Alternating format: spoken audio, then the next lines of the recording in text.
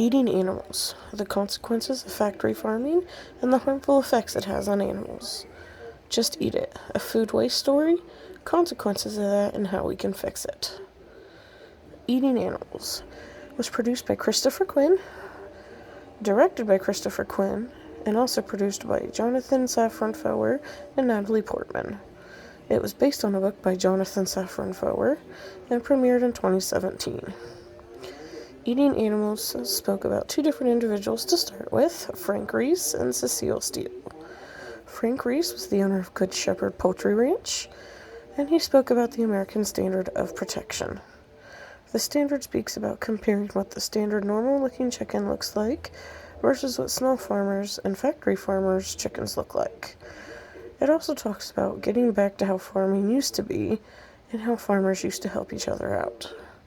Cecile Steele was credited with giving birth to the modern-day poultry industry, which was also the gateway to factory farming.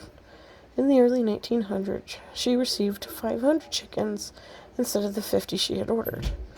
Instead of returning them, she decided to keep them and raise them inside instead of outside. By the mid-1930s, Cecile had close to 250,000 chicks. Another topic covered in Eating Animals was water quality. They had interviewed a gentleman by the name of Larry Baldwin, who was a member of the Waterkeeper Alliance in North Carolina.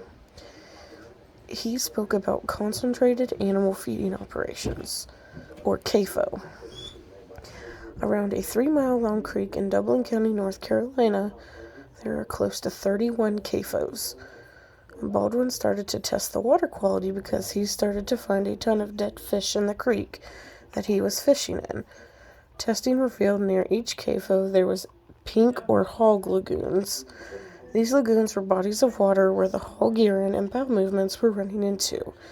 Once these lagoons got too full for the location where they were at, the liquid was sprayed onto the fields around them and leaked into the creek, which caused disease to spread and fish to die, and the water quality to increasingly get worse. Notation that with hard work, determination, and the right decisions, you can either succeed or fail. Christopher Leonard, who is a fellow at the New American Foundation, Leonard had the idea that if you made food as cheap as you can, people will care less and less about how that food is produced. Our system is looking more and more like a Soviet Politburo, which is focused around central planning, ownership, and control. An example mentioned was there is a control room in Arkansas that is calculating how many chickens are needed to meet demand in states like Georgia, North Carolina, and Missouri. Another topic covered was experiments at the USDA Research Facility, and most of those experiments are considered cruel and inhumane. Jim Keene, who was a professor of veterinary epidemiology, was on call one day and got called into the USDA for a down animal. He noticed that the down animal was a heifer that was in a head chute and made to see how many bulls could mount her. By the time Jim was called in, the heifer was mounted by 3 to 4 bulls and had torn both ACLs and broke both back legs. And this was just one instance of a cruel experiment. Another instance was when they let a veterinary technician perform surgery on 60-plus hogs, and they used the wrong sutures and suture pattern, and then a few days later, the sutures tore, and all the hogs' intestines fell out, and then they ended up dying. Factory farming also uses antibiotics, not because the animals are sick, but so they could survive the living conditions. Did you know undercover filming of factory farms is illegal? Factory farmers are for an ag-gag law because it prohibits any undercover video or photos of the farm. They are for it because they know how they are treating animals and how horrible the living conditions they are subjecting them to are. Small farmers are against the ag-gag law because it does prohibit them from exposing larger factories.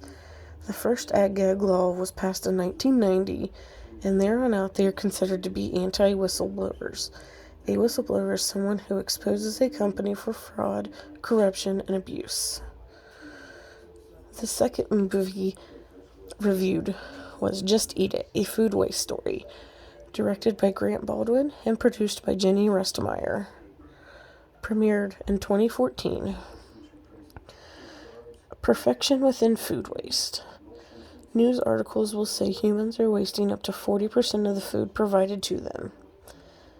Dana Gunders, who was a lead scientist with the National Resource Defense Council, stated that stores were fain to put a bargain bin with almost expired food or imperfect food because they are afraid it would cause a decrease in shoppers. Shoppers tend to want the newest, most perfect-looking food and avoid the imperfect food. Tristan Strout, waste food founder of Feeding the 5K, noted while being at a banana production plant that the inconsistencies in the banana's appearance didn't meet the buyer's request. Due to this, there was almost a truckload of bananas a day that were going to waste. Ken March, who was a warehouse manager at the Quest Food Exchange, tries to take all the leftover food from the local farms and companies and sells them in his warehouse. The food in the warehouse would otherwise go to waste. People have to apply/be accepted or show proof of low income or being in need of food to be able to shop at that warehouse.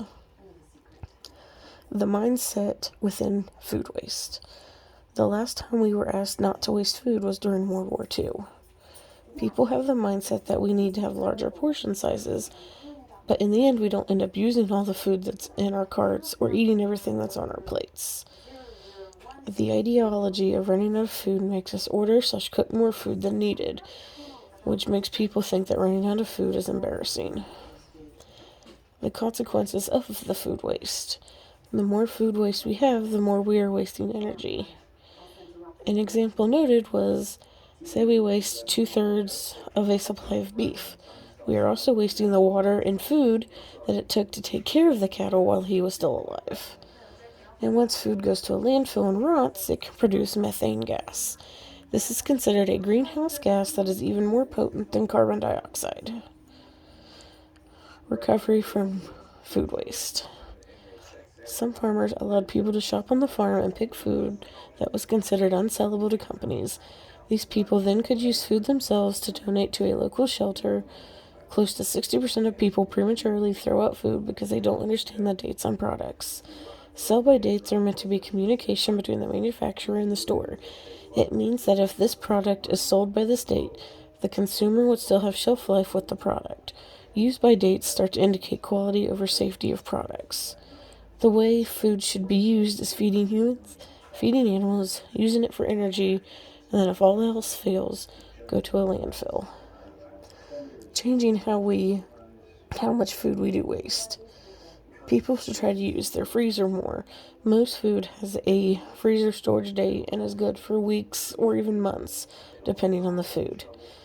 Trying to shop more frequent rather than trying to shop for the entire week.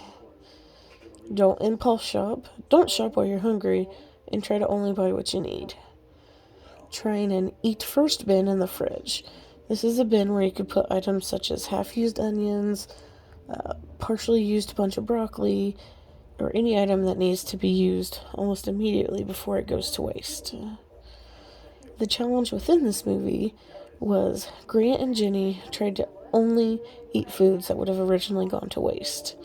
They would look for food in garbage dumpsters, behind grocery stores, even in families' fridges. They would even go to the store and ask associates if there were any imperfect food that weren't going to sell. Imperfect being any food that doesn't, quote-unquote, meet society's standard of perfect-looking food. And over the course of the 6 months they did this trial, they had only spent $200 of their own money on groceries. With the food they collected for food waste, that total came to $20,000. Now is where you can watch these movies, Eating Animals and Just Eat It. You can watch on sites like Hulu, Apple TV, Vimeo, or even YouTube Premium.